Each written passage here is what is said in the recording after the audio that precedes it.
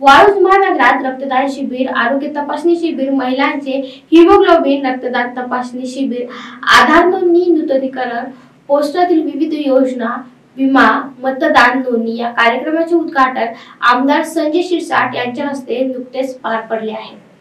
शिवसेना उपतालुका प्रमुख नागेश कुठारे यांच्या वाढदिवसानिमित्त आयोजित या कार्यक्रमात 27 रक्तदात्यांनी रक्तदान केले।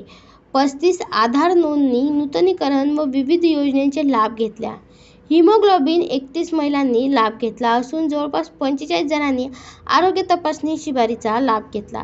कार्यक्रम यशस्वीतेसाठी संभाजी भोसले, श्रीधर गेंदाळे, तुळशीराम शिंगडे, अनिल पवार, संदीप चौधरी, अरविंद पावडे, राजेश सिंग, राजू राऊत, बालाजी जाधव, संजय सानप, दहीफळे साहेब, परमेश्वर मुंडे, बालाजी खेडकर, प्रशांत राठोड आदींनी परिश्रम घेतले। Chandrakant Chabukswar, AI news, Waluj.